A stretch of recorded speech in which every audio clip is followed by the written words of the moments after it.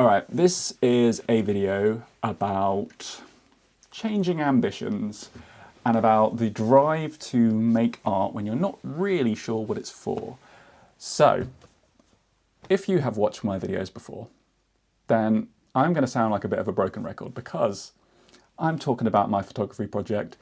Yes, that one, the one that I've been working on for nearly a decade now, the one that is called England's Dreaming and is essentially like a road trip.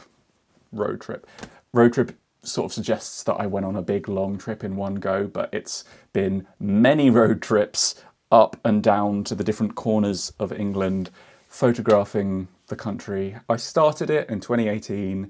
It is now 2026.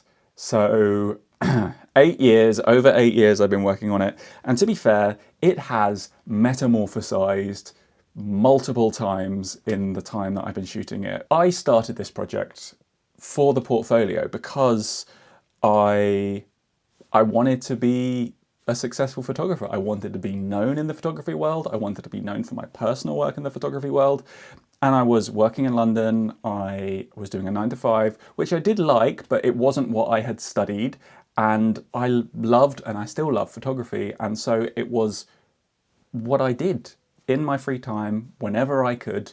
I was working on a project because it's what I wanted to do. And I thought at some point, this is going to hopefully lead to some sort of recognition, or if I'm being real, like a job that financially supports me, that doesn't make me feel, I was going to use the word trapped, but trapped doesn't feel like the right word.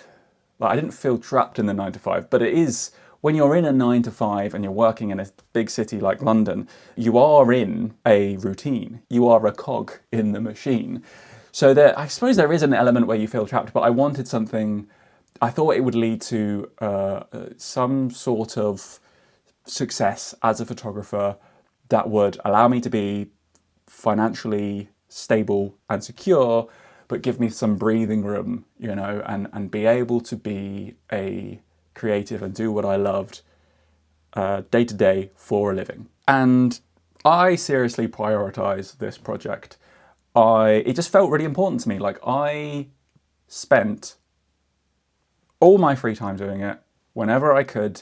Evenings, weekends, I would be working on it right into the early hours of the morning and then be falling asleep with my laptop on my lap in bed whilst I was like editing photos or reading something relevant for research. And I would then be up at like 5, 6 a.m. the next day to get to work. There were a lot of experiences and invites to social things that I just forfeited going to because I was like, but I make it work. Like, this is important. Like, this is me. This work is my identity. This is all contributing towards me being a successful photographer. And so therefore it was, and I loved it too, you know. I wasn't just forcing myself to do it even though I didn't like it. I did love doing it too.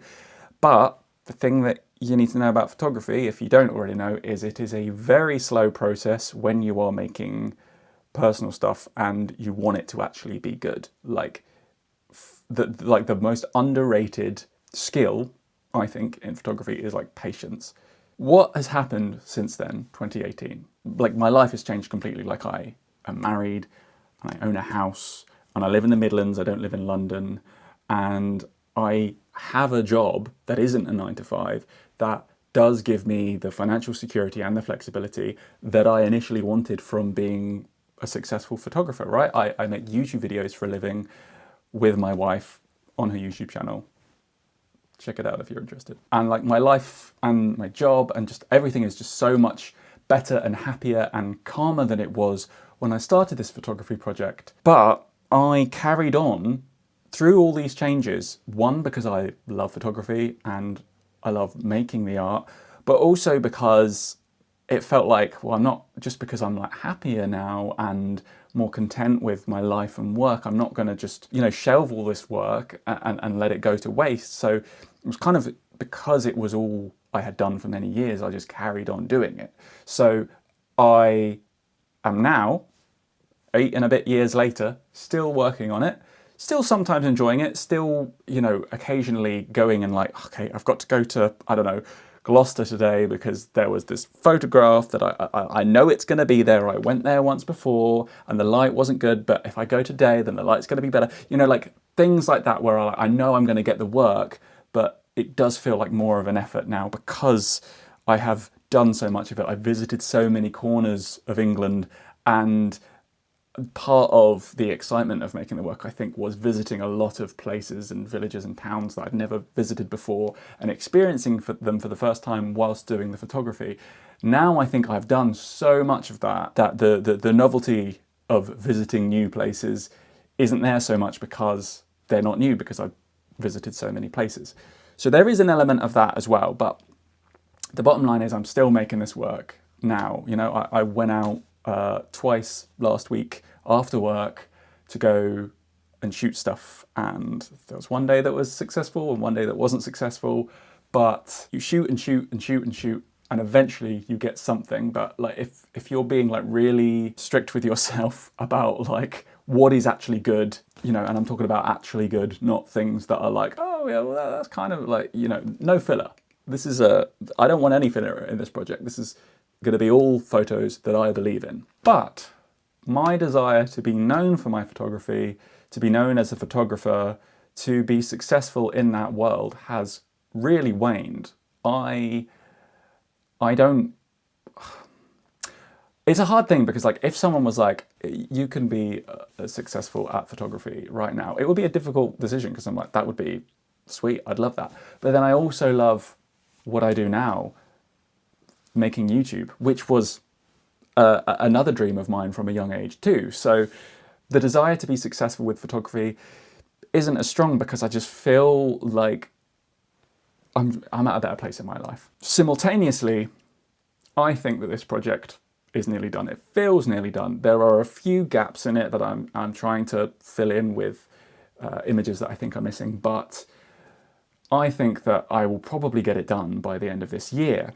And I'm going to be real with you, it's the best thing that I've ever made. And I'm not saying that it's like objectively phenomenal, but I love it. I think it looks like the project that I wished existed when I was 16 years old. So that's like half my lifetime ago now because I'm nearly 32. Sitting on Tumblr at 4 a.m, scrolling through, looking for inspiration. Maybe it did exist, maybe I just didn't find it. My point is, I believe in this work. I think it's really good and I love it.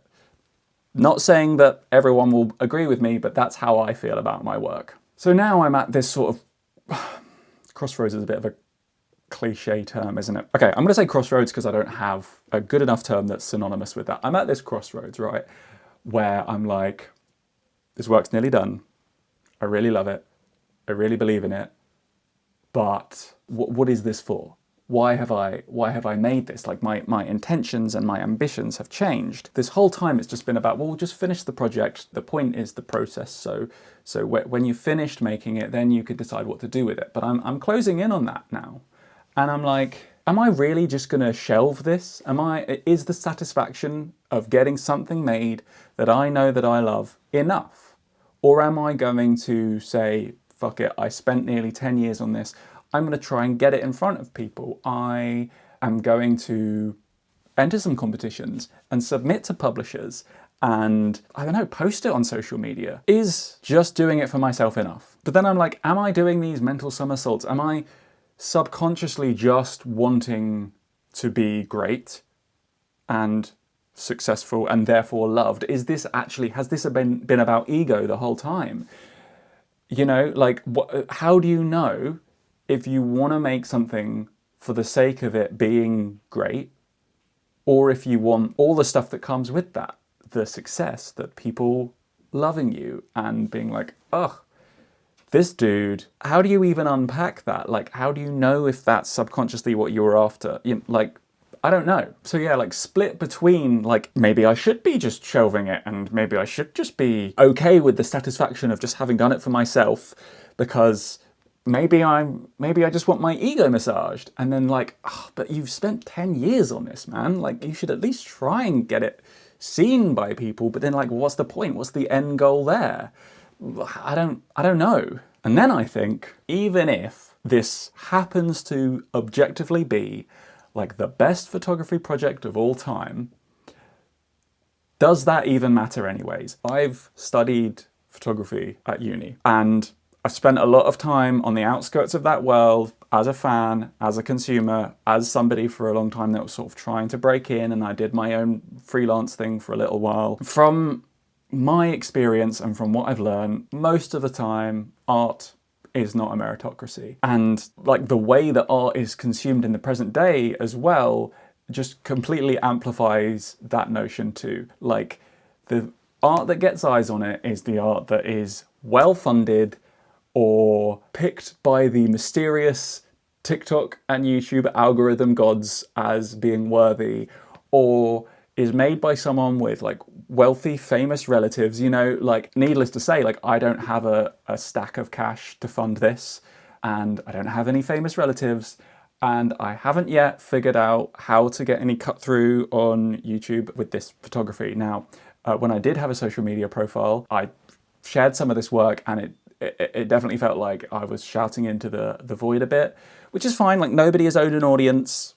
I'm not saying like, oh, well, nobody understands me. That's just what happened. And if you are not new to this YouTube channel, then you'll know that for a little while I uploaded videos where I was trying to share the process of making this photography project too. And you might have noticed that I stopped doing that because despite a lot of the well-intentioned comments and feedback that I was getting on the photography, I just felt like it was disrupting the creative process for me. For example, like I would share some of the photos or talk about the concept behind the project, and someone in the comments would say something that made me think, oh shit, that they don't understand it. And then I would be second guessing myself, like, have they just been not paying attention, or have I completely fucked this up? Have I not made this clear enough? And then I'm second guessing, like maybe that photo needs to come out and da, da, da, da.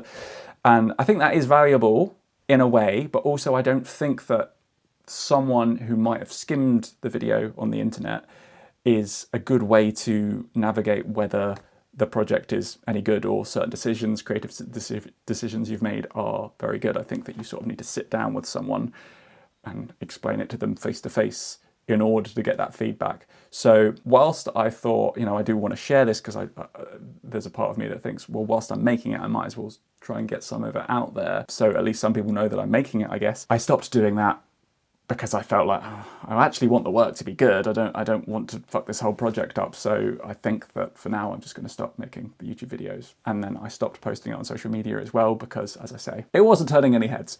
Maybe because it's not as much of a head turner as I feel like it is. I'm not dismissing that as an option either, as a possibility either. And I do have like lots of ideas of like what I could actually do in order to share it, you know, or maybe I could make a series of prints or postcards, or I did think maybe if all else fails, I just make like a blog, like a Tumblr blog, and just share the whole thing on there for free as a little nod to 16-year-old me who had this project in his head but couldn't seem to find anybody else that had already made it, you know? In all likelihood, I am probably going to submit to some publishers and competitions and make a marketing plan and try and get it in front of people. And I guess in this video, I've just been wanting to reflect on the idea of making art when you aren't really sure what it's for anymore and your ambitions and intentions with it have changed. I do think that my whole identity not being tangled up in it can only be a good thing now. And it's probably a good spirit to approach it in, this idea of being like, well, you know, like I'm not placing all my hopes and dreams on this piece of work anymore. And this is definitely not a thing that has happened yet. And I know that I am sort of projecting my fears, but I do feel like it will sting if I do put it out in the world and the response to it is like massively disproportionate to the hours and months and years I have put into this, and you know, and the response is underwhelming. I do think that's going to sting. Okay, let me know your thoughts. What would you do in my situation? I'd love to hear your feedback and your comments. I think that's all I have to say. Thanks for watching, and I'll speak to you soon.